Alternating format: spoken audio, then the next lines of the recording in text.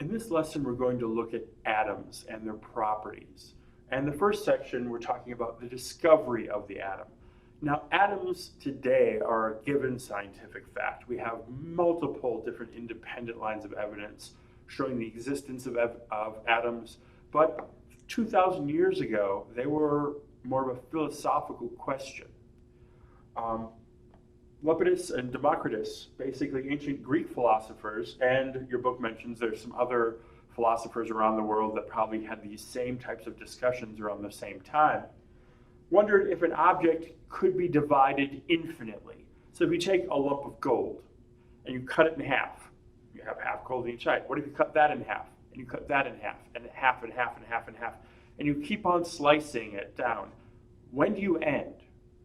Can you do that an infinite number of times, always having gold, just smaller and smaller and smaller amounts? Or is there a limit to what you can cut, and then suddenly it's not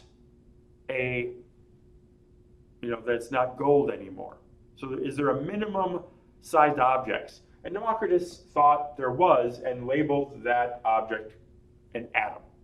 So an atom is the fundamental building block of matter. Chemists, but this is a philosophical argument, and there were some philosophers that disagreed.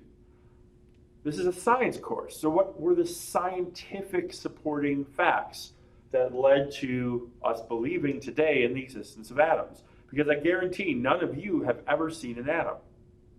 I've never seen an atom, but we know they exist. Well, chemists noticed, when they started doing chemistry rather than alchemy, and your book talks a little bit about alchemy. Alchemy was the study of turning base metals into valuable metals like lead into gold. We know today that that's not possible chemically, but they didn't know that back then. So there was constant work trying to do that because you would strike it rich if you could.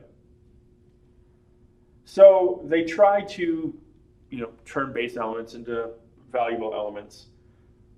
But once alchemy started vanishing, and chemistry as a science began developing, chemists started sharing their ideas, and they noticed that reactants, so things you mix together, always have the same mass ratio in a given reaction.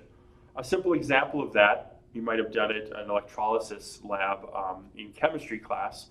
If you take hydrogen gas and you take oxygen gas, it's 2 parts hydrogen, 1 part oxygen creates water. And it's always 2 parts hydrogen, 1 part oxygen.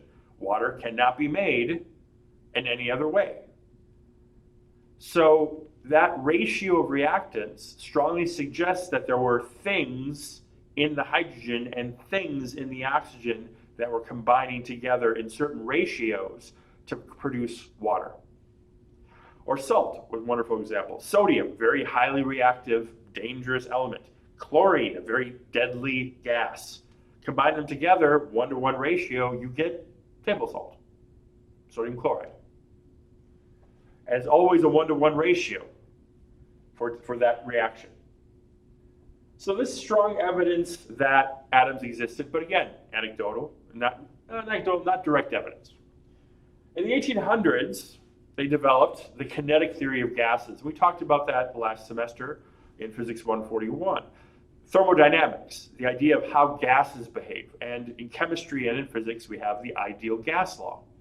Well, the ideal gas law only works if you assume that the gases are comprised of little particles. Atoms, in the case of like a helium gas or a xenon gas, some kind of a noble gas, or molecules, right? An oxygen gas is usually molecular oxygen. Nitrogen gas is usually molecular nitrogen.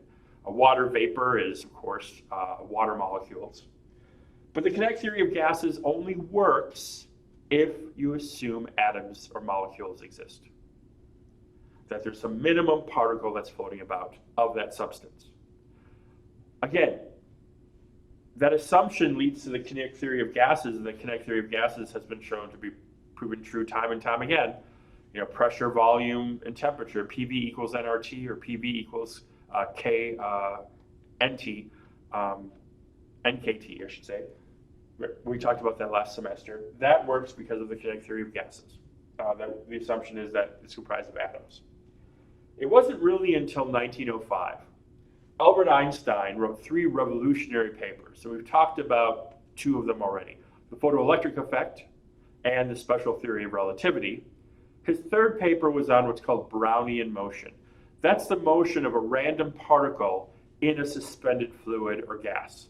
So for instance, if you take still tap water and you put a drop of food coloring in it, if you don't mix it up, right, if you don't shake up the food coloring, you just gently place a drop of food coloring near the top of a suspension of tap water, that food coloring will eventually dissipate through the tap water.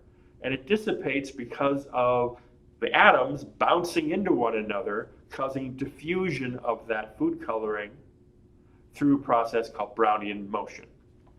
Einstein, in one of his 3 famous 1905 papers, talked about how you could calculate the size of atoms or molecules by that Brownian motion, by how quickly it occurs. This was the first time, really, that someone proved, hey, this is, not only do atoms exist, I can tell you how big they are. And subsequent observations showed that Einstein was correct. So any one of those papers Einstein wrote in 1905 in his spare time, because he wasn't a scientist at the time, or at least he wasn't a paid scientist at the time, he worked at the patent office. Any one of those 3 papers would have been groundbreaking, life-changing for any scientist. Einstein did 3 in 1 year, and he wasn't done yet. We now know that ordinary matter, not the exotic matter you might have heard of, dark matter in astronomy, but the matter that you and I are made up of, the matter the universe that we see is made up of, stars, planets, nature, you and me, is made up of atoms. The various types of atoms, there are many different types of atoms, we call these elements. They're the elemental building blocks of matter. And these various elements are listed in what's called the periodic table of elements, created by Dmitri Mendeleev, where Dmitri had a really wonderful job in chemistry, a wonderful contribution in chemistry.